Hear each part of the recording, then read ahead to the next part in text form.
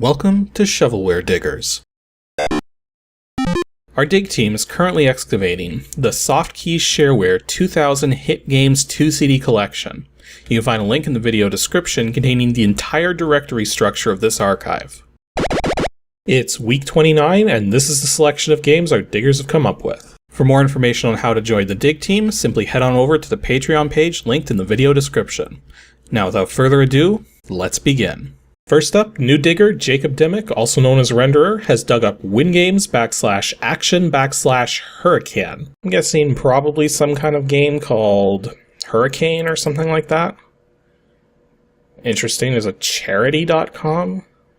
We do have a readme, it's a doc file. Screw it, let's just run it. Please register your shareware. I'm almost certain I've heard that voice clip before. Please register your shareware. And register is highlighting in blue and red. Copyright 93, System Software Developing Incorporated. To receive smart bombs after level 14, you must register. Okay, and apparently charging $15 for the game. So let's see what this is about. Can we properly... We can properly maximize it. That's always a good sign. So, 1 player, 2 player, sound on, about, demo. Written by Timothy Schmidt. This name sounds familiar.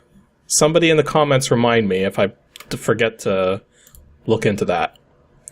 So, let's see here. Oh, this is not played with the mouse.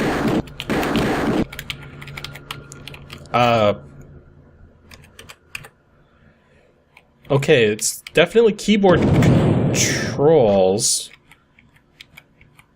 But wow, is it unresponsive. It's missing like half of my keystrokes.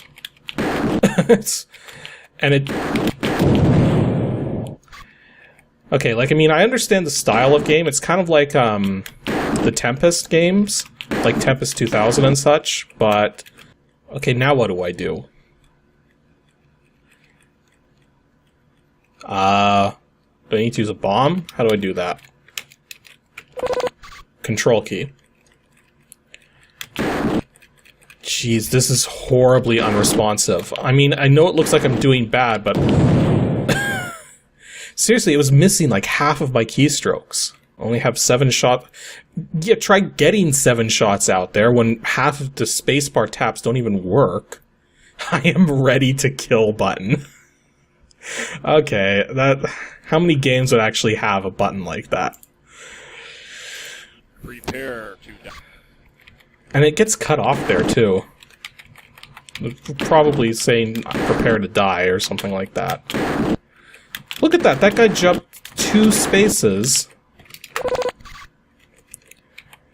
Well, at least there's a smart bomb option, but like, I mean, I'm seeing my bullets pass through enemies too. I'm mashing spacebar and nothing's happening. Look at that. That's how much I was mashing. See, it worked there. It's like, it's almost like the game is like... Did you see that?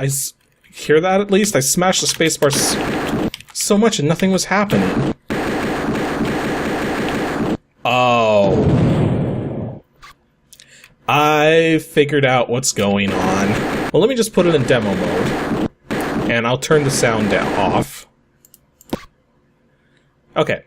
So let me explain what's going on with the keyboard routine and why it suddenly became more responsive when at the start it clearly wasn't. So, on a computer system, like, I mean, when you compare with a console you have a controller, it has a fixed number of buttons on it. Every one of those buttons is read simultaneously. So you always know the state of every button. But on a computer, the keyboard has like 100 keys on it. You can't possibly feed that much data so quickly to the system through what is like just however many wires a particular keyboard is using, or however many pins I should say.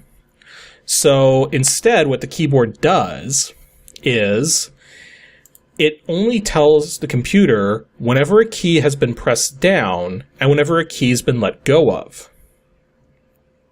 So with that in mind, when you're programming your own keyboard handling routine, one of the things you have to be mindful of is, what if somebody presses a key and releases it faster than your keyboard routine is detecting?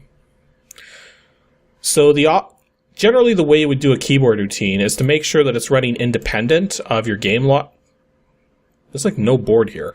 Is to make sure your keyboard routine is running independent of your game logic. Because if you tie your keyboard routine into the game logic, and the game logic is only running at whatever frame rate this is, then that means if somebody presses and releases a key in just a single frame, your routines aren't going to catch it.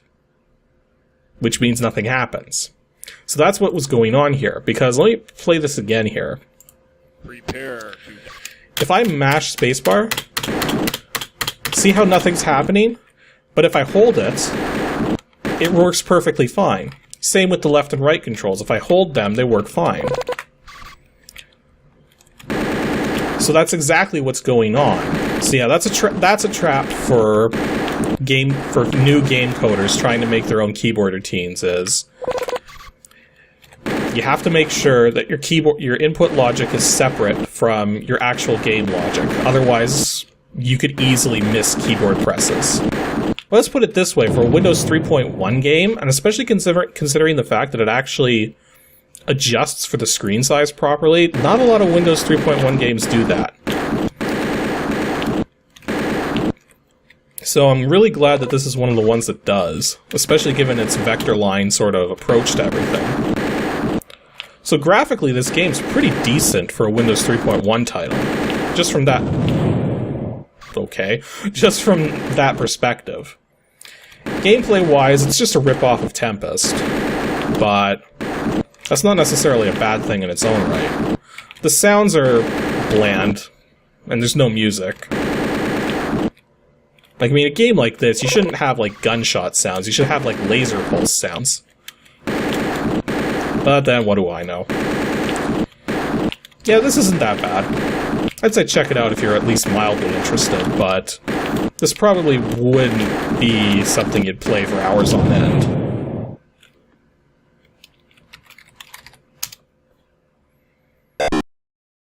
Next up, Matthew Belshans dug up DOSGAMES /board /MARBMAN. I will be disappointed if this has nothing to do with marbles. Well, okay then. Every file in here except the file id.dis file starts with marble. Okay. Oh, we've got a Soleau software title here. MARBMAN, June 1991. I don't even think I've heard of this one before. So, let's see here.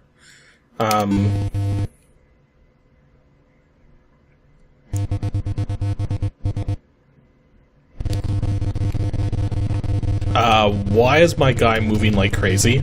Okay, I'm gonna turn the cycles down. Okay, that's a little better. So I'm not quite sure what I'm trying to do here. I guess push the balls? So what I'm getting from this is that you somehow have to push the balls and it makes points somehow? I think I better read the help for this one. There is no help. Okay. Well, I'm gonna keep playing here and see what I can't figure out. I can actually go over here. I can't push their balls around. Yeah, so basically you're just trying to clear the board of your side, I'm guessing? But then why is there a score thing going on? Whoa, what? Huh? Did I just push the ball right off the playfield, off the edge? Interesting. Yeah, this game's got me pretty confused. I mean, I'm sure there's like some kind of strategy or something to it, but I really just don't get it. Yeah, this really didn't seem to be anything more than just pushing the balls around and just scoring points. I'm still not sure why there's a point value on everything. Even when you haven't pushed it off the side or anything. It's interesting how the points actually sort of came back for me. So yeah, even though the AI was definitely playing better than I was, I still actually managed to catch up at the end there. And it doesn't seem like the points still on the board mattered, because they didn't add into any totals at the end. I don't know, that was kind of a weird one. I was mostly quiet while playing it because I just really couldn't comment on much. There's no wonder I'd never heard of this particular Soleau game, because this is not really that good. You'd think there'd be some sort of strategy involved, and there kind of is, because you have to sort of decide between blocking the opponent and making moves to score points. But then I only, out of 1,000 points, the computer only won by 32, and I was playing terribly. So, I don't know. I guess it's worth a shot, and if you like it, then there you go, but this was not one of the better Soleau games that I've played. And to finish things off, Christopher Wagle dug up WINGAMES /action/alpha. I think I might know what this one is. Well, I'm not entirely certain. I just got a single executable. Mission, yeah. I know what this one is. Mission Alphatron. And I'm willing to bet a lot of you already know what this game is a clone of. I don't know which came first, but my first experience with this style of game was actually the Vectrix game, Scramble. And I'm pretty sure that came out for numerous other systems as well. But, and yeah, I've never actually played a real Vectrix. I know about it because I did emulation with Vectrix stuff when I was much younger. But, yeah, this is basically a Scramble clone. Now, I don't think the game actually... Or no, wait, it has some... Well, that could just be extra lives. But it looks like this game may be going a little too fast, though, so I'm going to try turning the cycles down here. Well, first of all, there's no sound. And I don't think I have bombs. I don't think I do. See, that's one of the things Scramble did, is... In Scramble, the idea is that you're just going through this sort of side-scrolling... What even hit me there?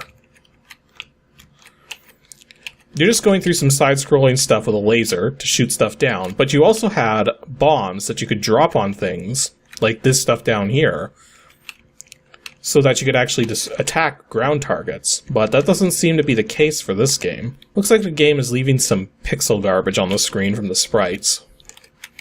Which doesn't completely surprise me.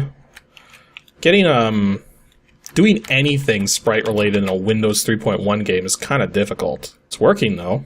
There's no sound effects at all from the sounds of things. A lot of the enemy designs seem ripped right from Scramble, too, like those enemies that are just crawling along the ground there. At least I'm pretty sure Scramble had enemies like that. Yeah, what just killed me there? You know, the lack of sound isn't necessarily a deal breaker. Space to start game, arrows to move, space to fire. Yeah, there's no bomb key. So apparently this game was made by D-Key. Interesting name. And he was charging £5 in the UK or $10 US. This copy may not be distributed on a magazine cover disc. Okay. Yeah, look, something just killed me there. I definitely still had fuel left. That's very weird. What, and now there's point values? Okay, this game clearly has bugs. So... Well, actually, I shouldn't be surprised by that. There's no sound. Like, I mean, a game with this kind of style of graphics going on... Like, I mean, yeah, I've made games without sound myself. Like, I mean, the very first Pixel Ships game has no sound. Part of the reason there was no sound in that game was simply because I didn't know where to get the sound effects from. And I didn't know how to make them either. Yeah, this game kind of has this sort of unfinished feel to it. It's very weird. Almost ran out of fuel there. Okay, I think I see what's going on. There appears to be certain targets that will kill you if you shoot them. And I think that's the target right there that kills you if you shoot it. Let's test. Yep. So you don't want to shoot the nukes. Don't shoot the nukes. Shoot everything else. Oops, I just shot a nuke. Though that's kind of dumb that you just shoot the nuke and you just insta-die. Like, I mean, there should be like a mushroom cloud or something. At least the controls are responsive here, unlike in HURRICAN.